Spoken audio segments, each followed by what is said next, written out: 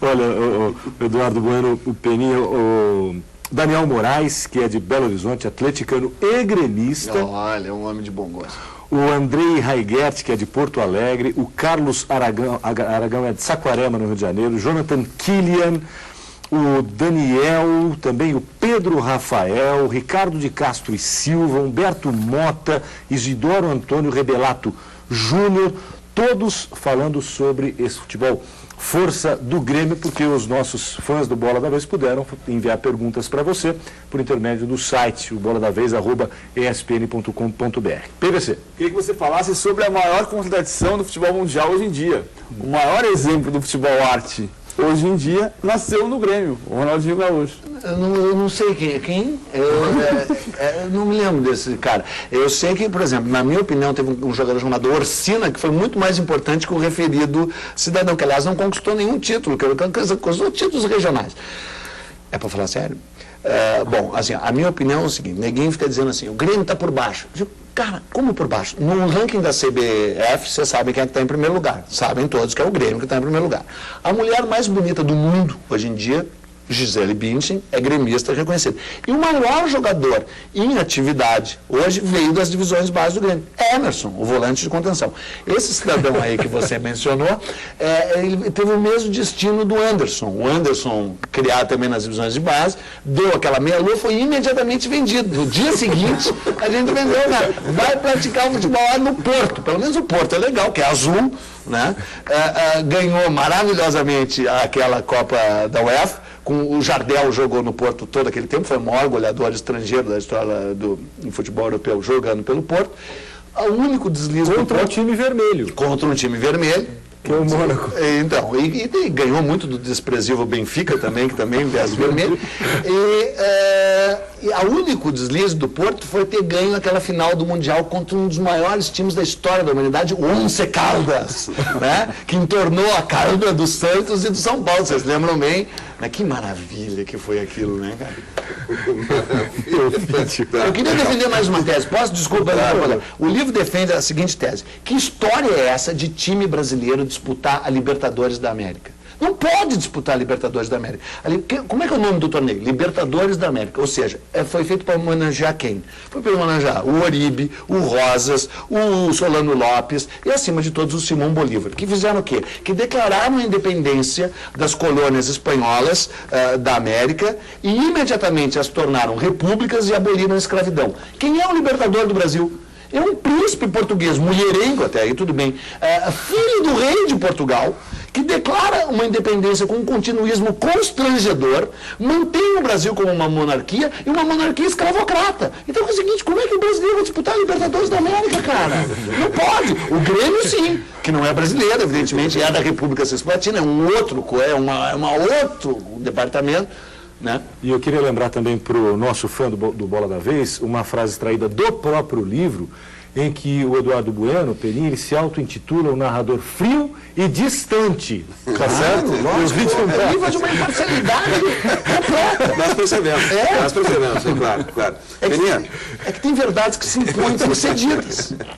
Explica para a gente a diferença, ou as diferenças, entre o futebol cisplatino praticado pelo Grêmio e o futebol praticado pelos brasilienses. O futebol praticado pelos brasilienses é uma espécie de malabarismo, né? Por exemplo, o Robinho. Ele está mais como uma foca mestrada, que deveria estar no picadeiro equilibrando a bola no nariz. Tipo o Denilson, aquele bananava lá. É uma coisa inconsequente, é um jogo com samba, ginga e alegria, né? Felicidade, e o futebol passa ao largo da felicidade. O futebol é uma metáfora da vida, cara. O futebol é árduo, duro, difícil, entendeu? Cheio de sofrimento e de glória redentora ao final, né? A vida não é um tapete verde, cara. A vida é um campo esburacado. E o futebol é essa metáfora da vida. O Grêmio pratica o verdadeiro futebol, que é o seguinte: a faz parte do jogo, é importante, especialmente a do adversário.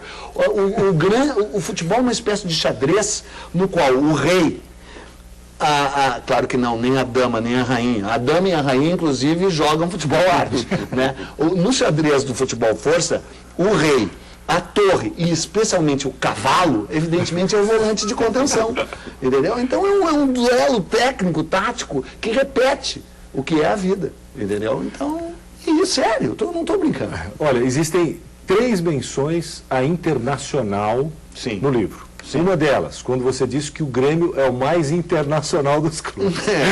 Exatamente. A segunda, quando você diz Grenal, citando um outro trabalho histórico, dizendo que saiu errado Grenal, que é Grepal, porque seria Grêmio e Municipal. Exatamente. Tá certo? E, por fim, o glorioso Internacional aqui de São Paulo, fundado em 1899. Esse sim, um time de respeito. Tanto é que existe até hoje o Internacional aqui de São Paulo. Não, quer dizer, não existe, mas nas nossas memórias existe. Um time espetacular, de grande importância, que jogava, inclusive, futebol de verdade. Porque você sabe, a Bíblia viva, que eu não canso de citar, que é o PVC, eu fico embevecido em casa, ouvindo a sabedoria que esse homem jorra todos os dias aqui. Fica embevecido. Confundi?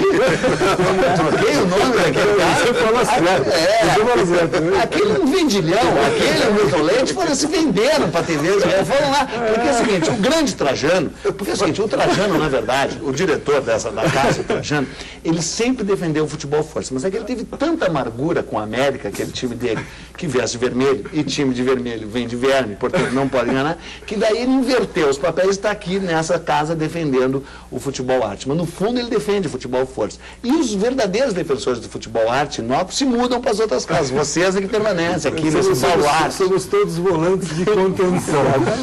Mas eu estava falando que o Peninha citou 3 vezes, indiretamente, o Internacional nesse livro, né? Mas o Internacional tem também torcedores ilustres e tem, claro, todo o nosso respeito. Nós vamos o de vocês.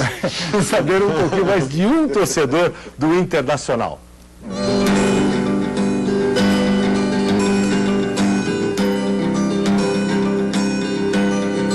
Na época que eu comecei a me interessar por futebol, o time mais em evidência, o clube mais em evidência era o Internacional, né? Na época eu chamava o rolo compressor, que ganhava todos os campeonatos, encolhava todo mundo. E como era o time que estava em evidência, né, eu comecei a me interessar por futebol, a ouvir jogos no rádio e tal, então acabei sendo colorado. Eu era torcedor de arquibancada. Nunca fui sócio do Internacional, mas ia bastante. E desde garoto, desde uns 10 anos de idade eu ia a estádio. Hoje não, né? A gente vai ficando mais velho e mais comodista, né? Passa e nem tudo fica, a obra inteira. O primeiro jogo de futebol que eu vi, com 10 anos de idade, foi um Grenal. E pela primeira vez ia ao vivo, que sentiu o cheiro da grama, né? E perdeu, viu? O primeiro jogo que ele viu foi um Grenal e ele perdeu. Tá ali no livro dele. Essa coleção é genial, né? Vocês sabem, né? E o Rodrigo, que é um cara genial, ele teve a seguinte ideia. Ele contratou um humorista para escrever sobre um time que é uma piada e um historiador para escrever sobre um time que tem história. Né? Então, quer dizer, pô, ficou perfeito. Ficou meio sem graça a piada do humorista no livro ali, mas mesmo assim... Não, cara, agora, sério, pô, além da coleção ser maravilhosa, né? O Luiz Fernando era o cara ideal mesmo, porque ele defende essas coisas em extinção, né? O Internacional, o PT, e aí ele... não podia dizer nada de política? Não, fica à vontade. Tô brincando. O livro é legal. A coleção é demais, né, cara? E era uma ideia caindo de maduro, né, cara? E eu acho que o mercado editorial tem brechas enormes em várias áreas, né? Eu, sem que falsa modéstia, na real, eu percebi uma dessas brechas, que era essa história da história colonial do Brasil, né? O descobrimento do Brasil, o Barará estava lá, aprisionado dentro da escola, né? Me parecia uma brecha óbvia de mercado, né? Que eu explorei, deu certo. O futebol é outra, né? Porque fica esse papo, brasileiro não lê, e povo que gosta de futebol não é o mesmo que lê. Não é verdade, né? Tanto é que, pô, o livro que o Washington Oliveira terceirizou e contratou o Nilando Beirão para escrever sobre o Corinthians, e alguém ainda me perguntou, o livro tem muito de ficção, mas claro, escrevendo sobre a história do Corinthians tinha que ter muito de ficção mesmo, né? Essa foi boa, você vendeu 40 mil, entendeu? Teve vários livros aí. Então, 40 mil é um número considerável em qualquer país do mundo, sabe? Até nos Estados Unidos. Então, é um nicho interessante. Claro que o melhor livro é esse. Agora, você fala que no Grêmio não existe futebol-arte, mas existe futebol e arte, porque no livro mesmo você diz que Goethe era torcedor do Grêmio. Claro, Turô, torcedor do Grêmio. Gilberto Gil, torcedor do Grêmio. Elis Regina. Jack Kerouac, torcedor do Grêmio. E o grande Bob Dylan, torcedor do Grêmio. Claro, Não, eu falei para você contar a história de como o Bob Dylan virou gremista. Então, eu tive o prazer e a honra e a dificuldade de conhecer o Bob Dylan. O Bob Dylan é uma pessoa complexa, né? Uma pessoa fechada. Eu o conheci aqui em São Paulo, em 1989, quando ele veio a primeira vez para um Hollywood Rock. E a gente ficou, na medida de que se pode usar essa palavra para o Bob Dylan, amigo. Porque ele é meio...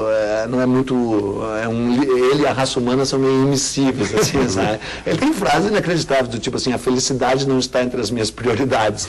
Quer dizer, cara, mas a gente se conheceu, conviveu em várias circunstâncias, eu fui convidado a fazer algumas turnês com ele e tal, e quando a gente estava no quarto do hotel dele em Porto Alegre, no Plaza São Rafael, eu traduzi para ele a canção do Lupicínio Rodrigues, Vingança, né? Já comecei dizendo que chamava Revenge, ele já gostou de uma música chamada Revenge, que a obra dele é toda, né, acre, amarga, vingativa, né? E disse para ele que em 1951 o Lupicínio tinha escrito em Vingança a seguinte frase: hás de rolar como as pedras que rolam na beira da estrada, né? Que é exatamente o mesmo teor de Like a Rolling Stone do Dylan, porque no mesmo ano que o Lupicínio compôs, é que eu não sei o mês, eu gostaria muito de saber qual foi o mês do ano que o Lupicínio compôs Vingança. Eu até vou pesquisar isso. E gostaria de saber o mês do ano de 51 também, em que o Muddy Waters compôs Rolling Stone, o clássico dele. Só que no clássico do Muddy Waters ele diz: pedras que rolam não criam limbo, né? Ou seja, é uma mensagem positiva, barará, se você se mantém em movimento, você não enferruja, barará, barará. A do Lupicínio, ao contrário, é o desejo de uma maldição, né? Hás de rolar, como sempre. Né? E a música do Bob Dylan, Like a Rolling Stone, é justamente isso. Ele diz para uma mulher, né, que, olha, como você se sente agora que você não tem casa, agora que você rola como uma pedra à beira do caminho, né? E eu disse para ele: cara, só que essa aí é de 51, a tua é de 65. E ele, claro, se interessou. Eu contei a história do Lupicínio, que é uma espécie de bluesman, né, cara? É um cara, claro que ele não fez blues, porque o Guaíba não é o Mississippi, mas né? de espírito, né? De espírito. Mas ele, além de ser um defensor do futebol força, porque no futebol força o cotovelo tem uma importância muito grande, né? O cotovelo ele estudo inventou a dor de cotovelo, de tanto bater no adversário, entendeu? Nas maçãs da face do adversário, o cotovelo às vezes dói, eventualmente. Por isso, porque você acha que a dor de cotovelo do Lupicínio é por causa não, é por causa que ele dava cotovelada.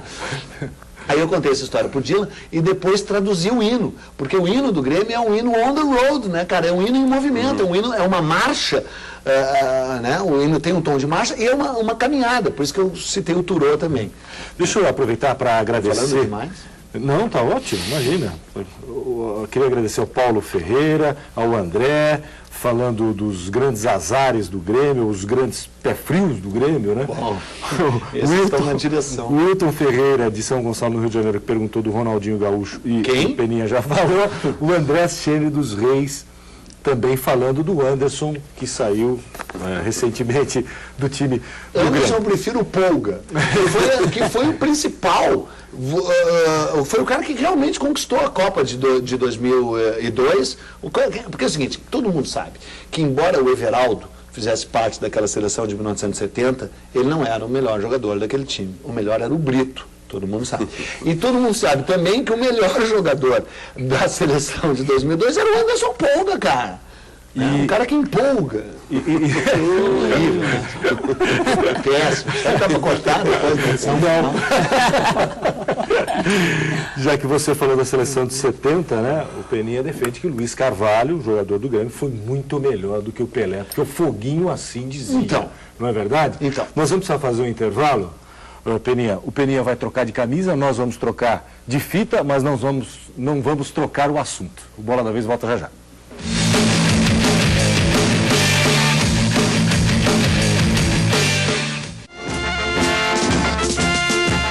Ser Grêmio é... Vocês gostam de futebol, nós gostamos do Grêmio. Ser Grêmio é... Do coração, desde o nascimento. Não, sou gaúcho. Grêmio ou Inter? Grêmio. Por quê? Olha, pra mim, sou uma pessoa conceituada. Grêmio, ele tem uma característica fantástica, ele é um lutador. Ser Grêmio é ir a pé, até Tóquio, se preciso for, como o Grêmio fez 20 anos atrás. Ser Grêmio é apreciar um chute de bico e rir de canto para os olhares de reprovação. Rir ainda mais com a taça na mão. Ser Grêmio é gostar de ser campeão. É não usar vermelho nunca. Ser Grêmio é guardar de cada Grenal uma história. Ter o gol de André Catimba na memória. E seu gol que libertou toda a nação azul da hegemonia colorada. O gol que inaugurou uma nova era.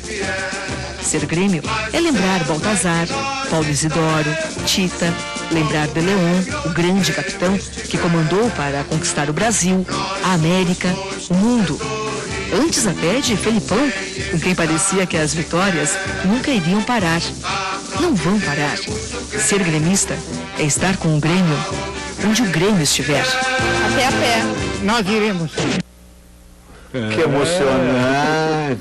Pô, lindo mesmo. Foi do programa do Centenário, né? Exatamente, do Loucos pro Futebol, todo o material colhido do Loucos pro Futebol, homenageando a vinda do Eduardo Bueno, Peninha, autor desse livro aqui, Grêmio, Nada Pode Ser Maior. Best-seller, já com quase 5 mil vendidos. Que tá bacana. Bom, em 10 Faz dias. parte da coleção Camisa 13, livros Mas é melhor que os sensacionais. outros. É melhor que os outros. É mais ácido, sem dúvida, mais ácido. E você viu ali o Felipão, e no livro também ele cita Foguinho, nós falamos do Foguinho no final do primeiro bloco, né?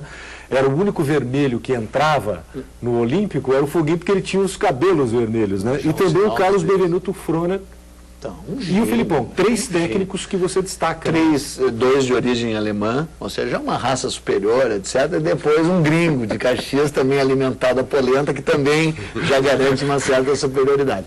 Não, sério, nessa discussão, né, agora conceitual mesmo, do futebol brasiliense, ou seja, esse praticado por vocês, e o futebol cisplatino, a figura-chave é o Foguinho, né?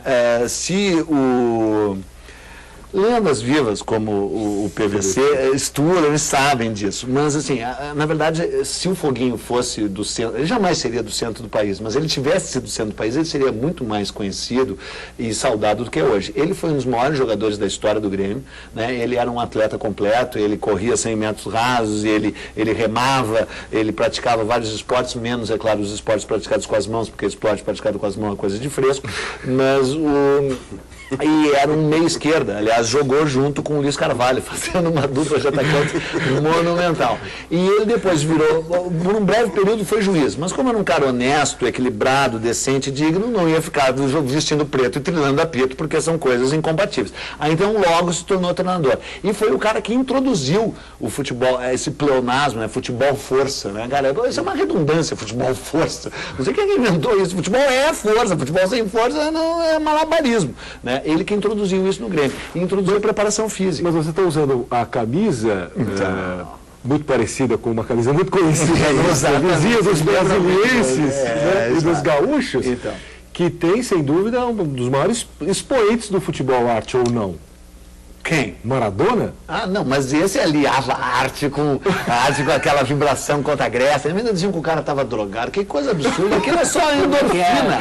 Aquilo era endorfina. Aquela comparação que você faz no livro, sou 1000 vezes o Pelé e o Maradona. Entre Pelé, ouvindo música sertaneja, fazendo aquela lista da FIFA de terno e gravata, e o Maradona cheiradaço, doidão, com todo tatuado, o balofo, o Mike Tyson dos rings gramados, o Marlon Brando da bola. Pô, só mais o Maradona, até por uma questão, né, de rebeldia. Mas essa camisa daqui, em homenagem ao verdadeiro futebol. Né? Se bem que é o seguinte, o livro defende a tese que o Grêmio é uruguaio, ou quase uruguaio, porque defender a Argentina, cara, só sendo muito obcecado contra o futebol arte mesmo. O Peninha trocou de camisa, mas o Mauro não. Já que vocês acham que eu estou de vermelho, embora não seja verdade, a sua fase de adolescência para a fase adulta foi complicada como torcedor. E é justamente quando você se interessa mais por futebol e tudo mais. Né? Então, de 69 a 76, o Inter foi octacampeão gaúcho. Como que era isso? Pro torcedor do Grêmio. Eu me droguei muito na vida e isso causa problemas de memória. Eu não me lembro desse período aí. Eu tenho uma lembrança. Eu me lembro de uns grepais que a gente ganhou com 3 gols do Zequinha. Me lembro que a gente ganhou com 3 gols do Caio Cabeça, aquele anão que meteu 3. Mas eu me lembro muito pouco. Além de tudo, era uma época de regime militar terrível, né? Então são períodos negros na história do Brasil e os dados foram estão todos guardados no DOPS, essas coisas. Eu não tenho muito pouca lembrança dessa época. Como é que você descreveria o jogador Batista? Pois é. O jogador Batista. O jogador Batista me lembra o Bento Manuel. O Bento Manuel foi um general da Guerra dos Farrapos que tocou 4 vezes de lado. Ele era Farroupilha, depois ele era Imperial. Depois ele era Farroupilha, de novo Imperial outra vez. É que nem o Sérgio Moacir Torres Nunes, que foi goleiro do Grêmio, goleiro lá do outro lado, depois treinador. O Tinga agora? Quem? Eu não me lembro. Eu dizia, pô, o Tinga, né? Quem diria, né, cara? E pior é que ele ficou bem de vermelho, tia. Isso é pior. Combina com vermelho. Com aquelas trancinhas. Pô, Tinga! Eu encontrei ele outro dia. Tinga! Porra, Tinga! Qual é a tua? Desculpa, mas essa época é o seguinte, além de tudo, cara. Essa época é uma excrescência tão grande na história do Rio Grande do Sul que o time que você quer se referir praticava futebol arte no Rio Grande do Sul. Cara. Quer dizer, pô, foi tirado dos anais. Ou posto dos anais. Caçapava. Pois é, então, eu encontrei há pouco num programa, numa emissora menor do que a ESPN aqui. Tô brincando, não vou dizer mais. Mas encontrei o grande Capitão Dunga, né? A única mácula, qual é a única mácula no passado do Dunga? É ter trajado vermelho. E vocês fazem parte dos caras que batizaram de Era Dunga. Aquilo é como se fosse... Cara, o Dunga, quem é que foi campeão em 94? O Dunga foi campeão sozinho em 94, sozinho. E por isso que ele levantou a taça. Não precisava nem os outros jogar, embora essa mácula no passado. O vídeo. Você falou do Maradona, que é um representante do futebol, do futebol arte, mas tem aquela a garra, né? Você descreve o Maradona como aquele cara tatuado, que é diferente do Pelé. O que você acha do Romário? É futebol arte? Pois é, cara. Olha, perguntas sérias e assim, ainda que querem me pegar nas contradições, são horríveis, porque eu sou um cara monolítico, entendeu? Eu não gosto, assim, de... eu gosto do Romário, cara, que horror. Imagina meu irmão vendo isso em casa. Você confessa. Mas eu confesso que eu gosto do Romário, mas primeiro não é futebol plenamente arte. Segundo, pois é, mas daí vai contra outra tese que eu defendo, cara. Posso te ajudar? Pode. Não. Eu gosto do Romário por causa de uma coisa, de um caráter meio sem caráter, assim, no melhor sentido, no sentido macunaímico do sem caráter, entendeu? Eu acho que o Romário, para vocês brasilienses, realmente tem que ser um ídolo total. Porque, pô, o cara é macunaímico, o cara é antropofágico, o cara é até meio mamônico lá dos Mamonas Assassinas, entendeu? Que eu vejo uma linha, aliás, eu sou o biógrafo dos Mamonas Assassinas, talvez você saiba, eu escrevi a biografia oficial do grupo. Então, sabe aquela coisa assim, macunaíma mesmo, eu não treino, porque ele não precisa treinar mesmo, entendeu? Fica ali só naquela área, botando pra dentro, sabe? Cara, eu gosto, cara. Com a língua que ele dá na canela. Com a língua ele dá na canela. Com a língua ele dá na canela. Não, e as declarações dele, entendeu? Cara, eu gosto, tem atitude, entendeu? Tem atitude. Mas se essa parte pudesse ser cortada, eu prefiro. Agora, você vai ajudar. Me ajude agora. Agora que eu já naufraguei, me ajude, por favor. Não vou pedir para cortar. Nós vamos manter tudo na íntegra. Ele subverteu até um pouco a ordem até o começo. Não. Nem com o mensalão? Pelo amor de Deus, nem me fale disso. Mas, quando começaram os confrontos entre Grêmio e Internacional? Quando começou o Grenal? O time era vermelho e os azuis, pretos e brancos já representavam uma potência. Os fundadores do Internacional achavam o jogo contra o respeitado Grêmio uma boa maneira de divulgar o nome do novo clube. Propuseram um amistoso. Sabe quanto acabou a partida?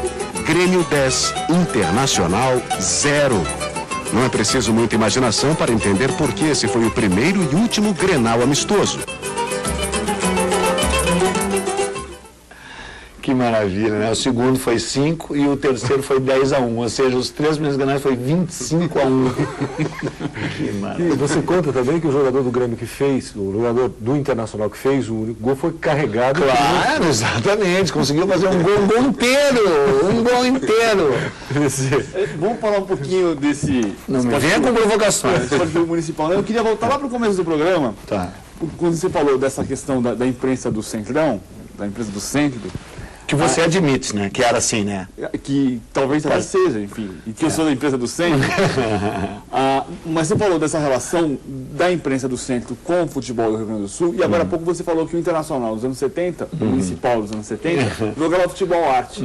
Você acha que naquele tempo, nos anos 70, era diferente? Ou seja, o Grêmio foi mais discriminado pela imprensa do centro do que o time dos anos 70? Não, incomparavelmente, né? Agora, falando sério, que não é a minha especialidade, né? Eu sou que nem bicheiro, só vale o que está escrito, né? O que eu falo, que ninguém diz assim, vi você falando na TV. Falando não vale, né?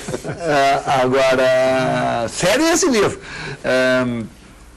Era muito, embora se você analisar aquele time, eu não tenho muita paciência de falar daquele time, lá da Beira Lago, dos anos 70. Mas se você analisar aquele time, vocês já citaram alguns nomes aí, que eu não vou repetir, né? Mas primeiro vê quem era a linha de 4 zagueiros, especialmente os 2 laterais, né? Tem algum resquício de futebol arte, mesmo porque o cara ainda tinha um nome maravilhoso, esse eu vou dizer, Vacaria, né? Que maravilha, né, cara? O livro fala, inclusive, da cidade de Vacaria aí, né? Daí, pô, vê os 2 caras na frente da zaga, os 2 verdadeiros, né? Um, inclusive, o Batista já está aqui e o outro o Caçapava. O outro não vou nem citar, porque todo mundo sabe que gavião é uma ave muito superior à outra, aquela lá, né? E o jogador mesmo era o Gavião, esse jogava muito. E, pô, então, quer dizer, vocês é que acharam que era futebol arte, né? Não era.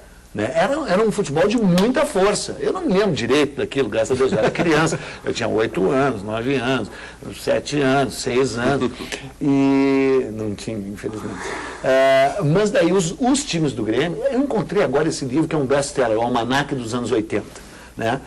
Esqueci o nome do autor, infelizmente, até se bem que eu estou a fim de dar umas bordoadas nele. Aí eu abri lá, o livro é ótimo, com exceção da parte patética, daí mesmo patética de futebol. Porque ele tem 3 páginas sobre o Flamengo dos anos 80 e um box sobre o Grêmio dos anos 80, que diz assim, o Grêmio montou um time enjoado nos anos 80, que foi campeão do Brasil, campeão da Libertadores, campeão do mundo, e que espancou aquele Flamengo do futebol, espancou aquele Flamengo mesmo, perdeu um título no Olímpico roubado, vocês devem ter o gol aqui, o gol do Nunes foi irreal, só que o Andrade tira uma bola com a mão de dentro do gol, com aquele Dulcídio Vanderlei Busquila, que o diabo tenha, se é que está vivo, tirou uma bola da mão, com a mão, de lá de dentro do gol. O primeiro jogo foi no Maracanã, você deve lembrar. Eles atacaram o tempo inteiro. O Grêmio deu um contra-ataque e fez um gol gutonho deles. Aí a TV brasiliense gritava, é um absurdo, um time na retranca, barará. Daí o Zico empatou aos 43 e o narrador brasiliense gritava loucamente, os deuses do futebol fizeram isso. Meu, é inacreditável. Aí o jogo foi no Olímpico, o segundo, o Grêmio massacrou, você deve lembrar, massacrou, o Flamengo ficou na retranca total.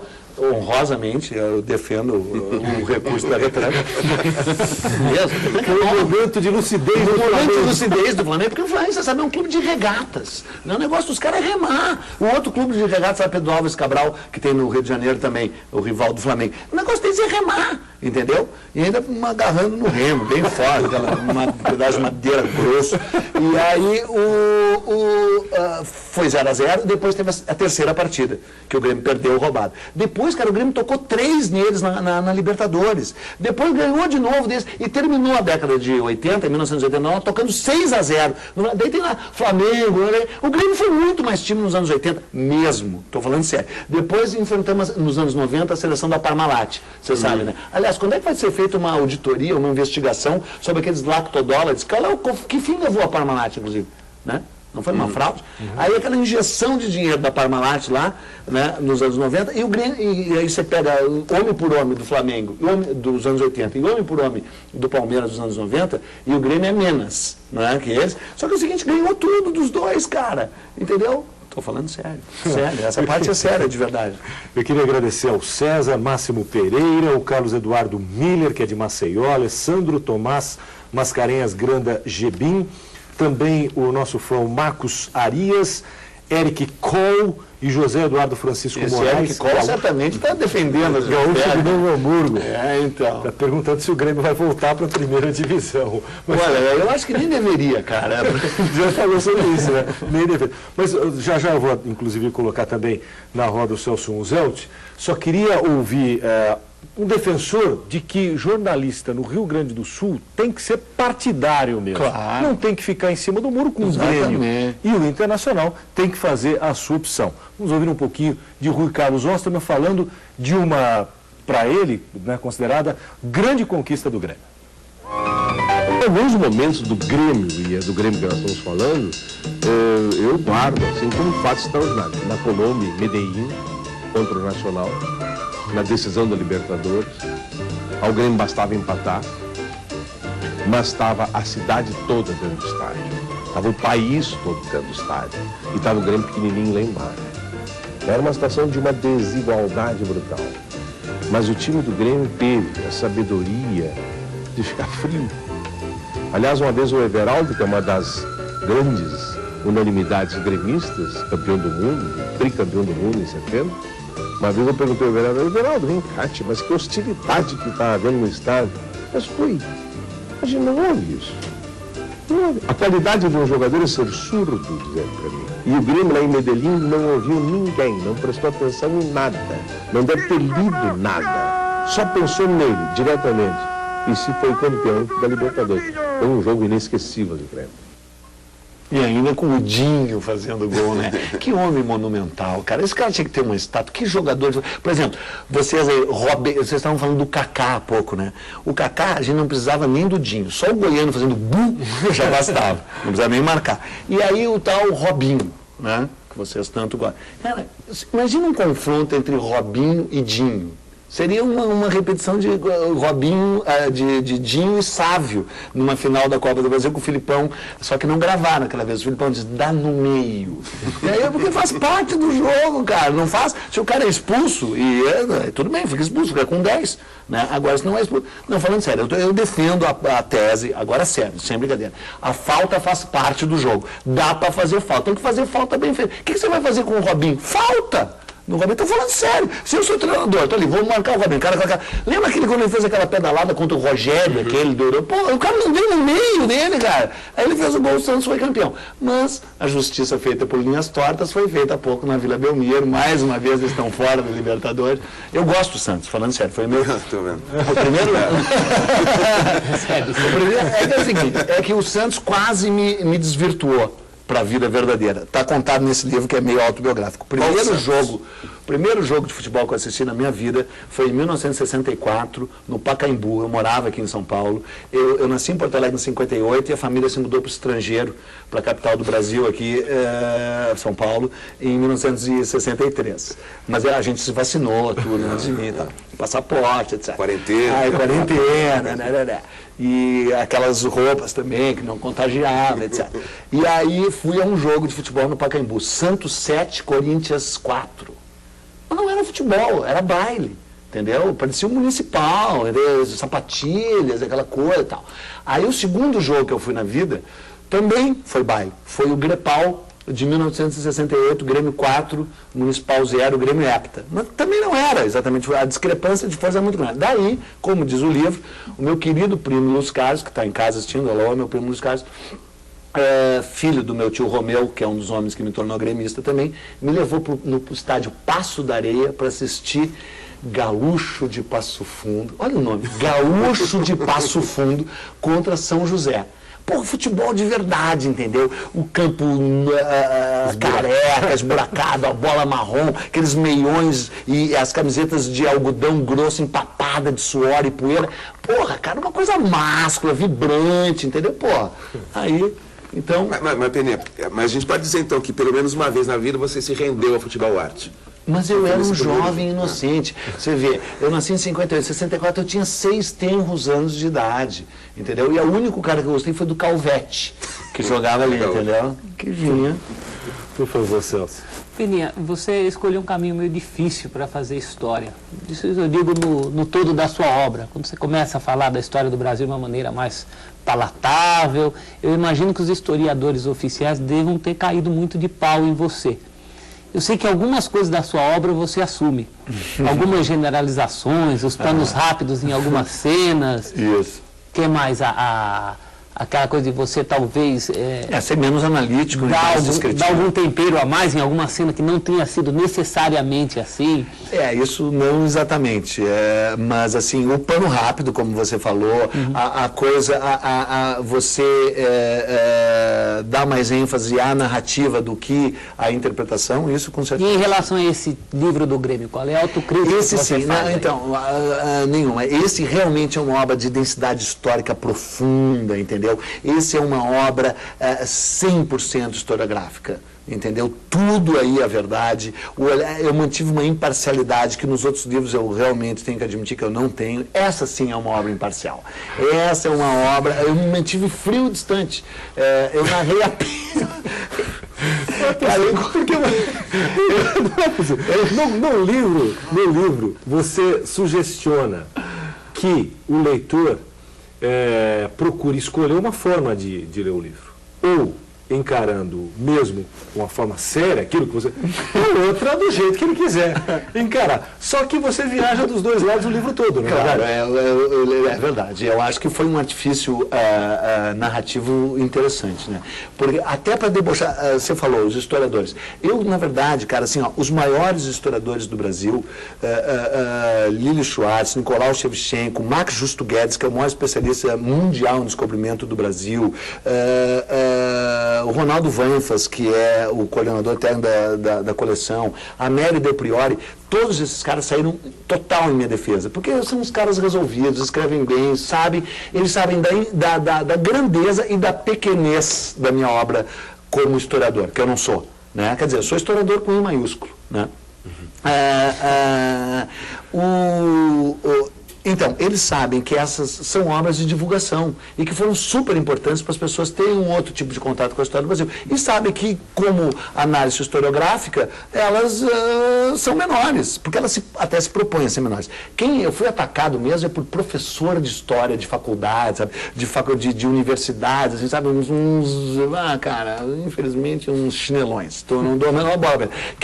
Cara, eu fui elogiado pelo Kenneth Maxwell, que é o grande brasilianista, o maior pesquisador. Fui elogiado pelo Eric Hobsbawm, que me deu um autógrafo em Paraty, dizendo de um historiador para outro. Ele disse, olha, a piada que você faz, que é um historiador com I maiúsculo, é boa, só que eu vou dar o hacking para essa piada nesse autógrafo. Ele botou de um historiador para outro. Quer dizer, deu para mim.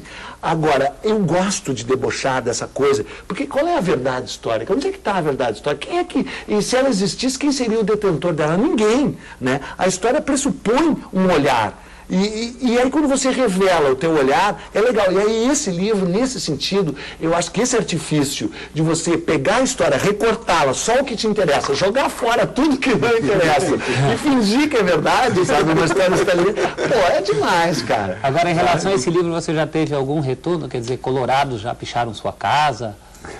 Aconteceu alguma... Quem? Colorado. Eles não sabem ler, né, cara? Então eles não sabem o que está escrito aí. Não, na verdade é o seguinte, um grande colorado, que eu muito admiro e respeito, Luiz Augusto Fischer, não sei se vocês sabem quem é um professor de literatura e escritor do Rio Grande do Sul, brilhante, infelizmente. Essa parte, se puder cortar, eu gostaria. Vocês deveriam trazer o cara aqui, porque também é um defensor escreveu livros que misturam o Rio Grande do Sul com o futebol, Baraná. A Folha fez uma crítica muito legal, né, do meu livro, que misturava Vitor Ramil, que aliás fez uma versão linda do hino do Grêmio também, como a do Borgatinho, até melhor que a do Borgatinho, na minha opinião, embora do Borgatinho... O Borgatinho é mais tradicional mesmo, né? Ele renovou o Vitor. Falando dessa história de estética do frio, misturou até Astor Piazzolla, o fato de você morar num lugar... Porque lugar de macho faz frio, né, cara? Vamos combinar, né? Um lugar que em São Paulo, nós estamos aqui em pleno julho, esse calorão, a pessoa vai amolecendo com calor, se é que você me entende. Mas com frio endurece, se é que você me entende. Entendeu? Então o cara misturou tudo. E o Fischer é um coloradão, né, tem esse defeito, e fez uma crítica das mais legais. O Davi Coimbra fez uma muito legal também, o Rui fez uma muito legal. O livro foi bem analisado, sabe? Análise mesmo, e neguinho percebendo e falando dessa coisa, que é óbvio que é um deboche, né? Eu não tenho muita vontade de dizer que o livro é uma ironia, um deboche, mas é claro que ele é. Né? E é com essa história, para ver se o centro do país desculpa. Porque é o seguinte, se você falar no Lara, aqui, claro que o Lara é meio lenda, né? Eu não vi jogar, mas todo mundo que viu jogar, inclusive o Foguinho, diz isso. E se você vem e fala de um jogador lá do Sul, fica aquela coisinha, assim, claro que não viu jogar, porque a imprensa era toda daqui, né? Agora, se você falar do Foguinho, quem sabe de futebol mesmo, como o PVC, sabe, mas senão não sabe, cara. E é muito umbigo, né? É muito autocentrado, né? Centro do país, né? É legal discutir isso, eu acho. Então, você acha que você escreveu com propósito também de atacar vocês. Isso. Essa raça desprezível. Ou seja, fazer surgir uma polêmica? E será que essa polêmica sai das páginas do livro, dos programas de televisão e vai para as arquibancadas e para as urnas? Olha, eu quis tentar fazer polêmica, tá? Mas é que o meu brilhantismo é tamanho, o meu brilhantismo só é superado pela minha modéstia, né? Eu tenho inúmeras qualidades, né? A luminescência, a genialidade, a fluidez do raciocínio, mas elas são suplantadas pela modéstia, né? Inclusive eu diria que a minha modéstia é a maior do mundo. Claro. Eu não conheço ninguém mais modesto que eu. Mas independente dessa constatação da modéstia, Não, cara, que vergonha, né? Essa parte dá para cortar. Vou contar o programa. Falando sério, de início eu quis fazer um livro que fosse polêmico. Mas ele ficou tão engraçado, né, cara, falando sério, que ninguém conseguiu entrar na polêmica. Entendeu? O que, por um lado, não é tão... porque seria legal se a gente pudesse fazer essa coisa da polêmica mesmo. Mas na arquibancada, a polêmica não ia chegar na arquibancada. Porque o torcedor, e esse é um dos méritos desse livro, de ser um livro de torcedor total, o torcedor, vocês... dessa bancada aí, os demais, que discutem, o torcedor não discute, o torcedor quer ganhar, cara. O bom é ganhar. Ganhar jogando bem é legal. Ganhar jogando mal é tão legal quanto às vezes é mais. Pergunta pro torcedor, é isso, cara. Só vocês que ficaram fingindo que a derrota de Sarriá em 82 foi mais bonita que a vitória em 94. Que nesse sentido, o livro é bem real. Então. Quer dizer, o gremista se enxerga assim. Claro. Por mais que você esteja fazendo ironia, o gremista é isso. É isso mesmo. E não é bonito ser assim, não é lindo, não é másculo, acima de tudo másculo. A maior vitória do Grêmio foi um empate de Tóquio. Claro. Coisa boa um empate, né? Agora, como é bom ganhar, sério, ganhar com regulamento. Entendeu? Muito melhor, cara. Essa vitória horrorosa do Grêmio contra o Corinthians, uma vitória fácil, dando um banho de bola, jogando futebol bonito. Vocês estavam aí narrando, transmitindo aquele jogo. Coisa horrorosa, quase tirei do livro. Falando assim, não tem graça. Agora, ganhar lá em Tóquio. O Grêmio levou um gol aos 41 do Hamburgo, né? Que, aliás, traje vermelho, palavra originária de verme, se você for mencionar. E depois aquele empate maravilhoso contra a Ajax. Não me diz que já está terminando o programa. Não, por favor. O título gaúcho de 77 é mais importante do que algum título brasileiro ou Libertadores? Os títulos brasileiros do Grêmio não interessam absolutamente nada. Só porque nos levam para o único torneio que interessa, a Libertadores. Ganhar títulos regionais eu acho legal, porque é um país à parte, você sabe, né? Assim, o Rio Mampituba, que quer dizer pai do frio em Tupi, separa gente de vocês. Não, coisa horrorosa. Por enquanto, nós estamos levando como se fosse mesmo um deboche. Mas daqui a pouco a gente também é gaúcho, na verdade. Falando sério, cara, eu sou gaúcho, mas não exerço. Falando sério. Tem um lado assim desse localismo gaúcho. Agora eu já me queimei no centro do país, agora eu vou me queimar em casa, né, cara? Eu ganhei um troféu chamado Troféu Guri, que é da Expo Inter, lá que é uma exposição animal, uma coisa animal. Expo Inter, exposição. Inter de internacional, que é o Grêmio. Sim. Entendeu? O Grêmio é internacional. Né? Imagina, se eu sou torcedor daquele outro time que se chama Internacional, eu entro no PROCON.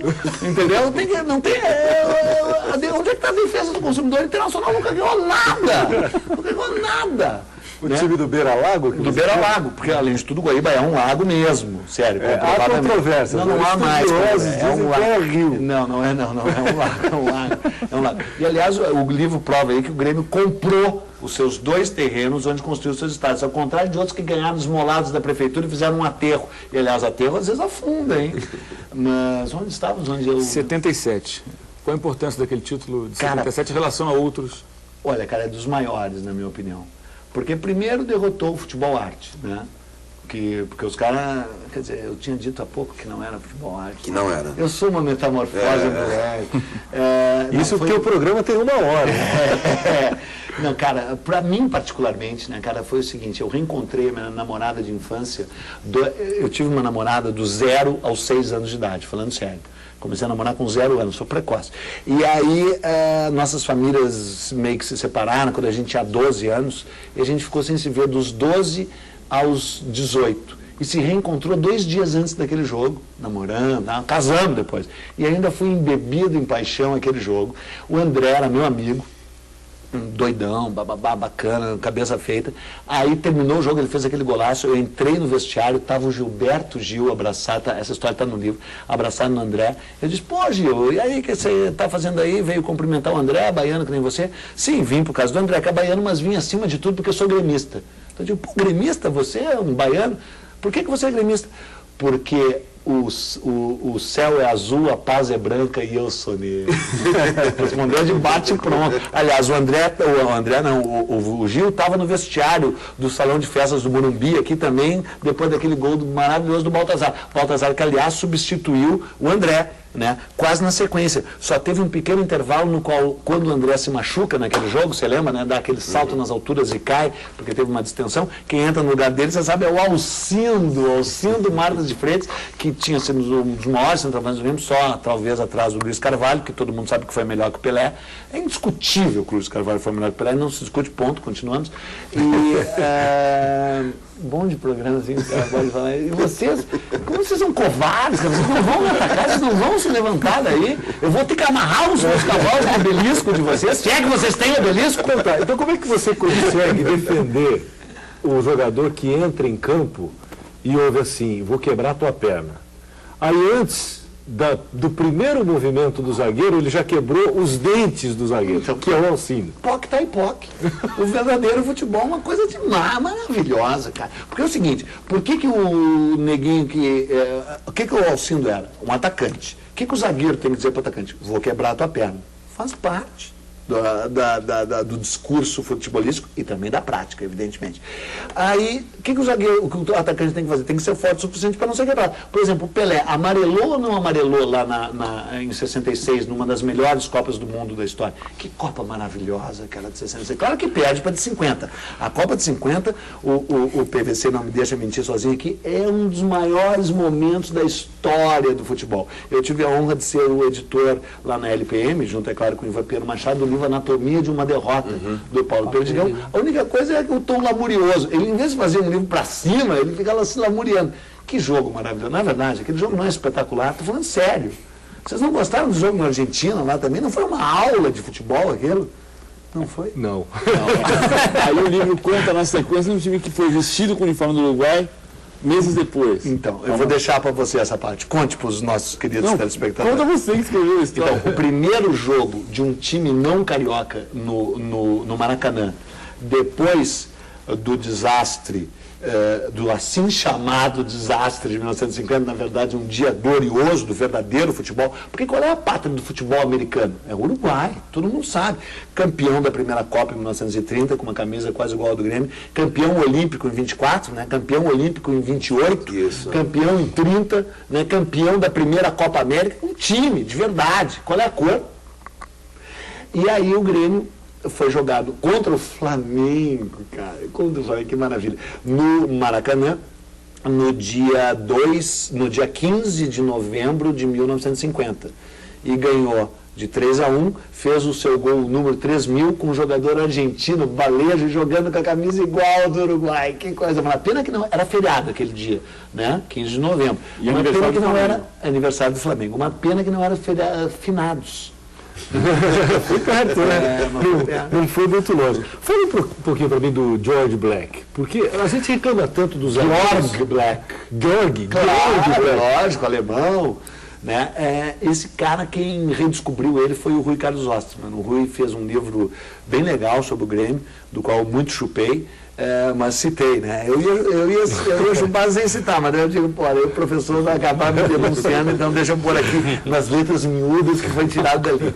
Ele defende a tese de que o George Black, o professor barbudo, que eu chamei de Barba Negra, mostre para os nossos telespectadores. Estou inclusive procurando. Ele era um atleta completo mesmo, ele também corria 100 metros rasos, ele praticava punhobol, não sei bem o que quer dizer punhobol, mas eu também pratiquei na adolescência punhobol bastante, e fiquei até com calma na mão de tanto praticar punhobol, dá calma, é verdade.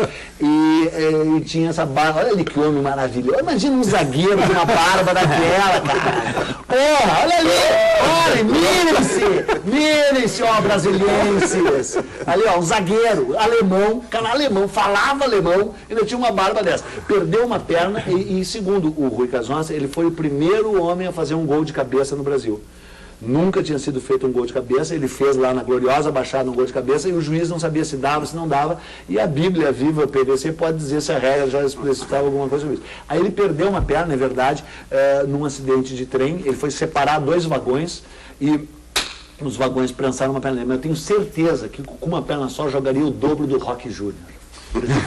É que você fala que com uma perna jogaria muito mais que muita gente. Só para citar também, você falou do Lara, né? O craque imortal. O único jogador da história que tem no Brasil cujo hino, o único jogador citado no hino do clube, né? Olha, Boris Karloff. Vou fazer uma defesa pro brasiliense Bangu aqui. Teu domingo já ia no do Bangu. Pera aí, vamos defender os brasileiros. Eu não praticava futebol, era bailarino.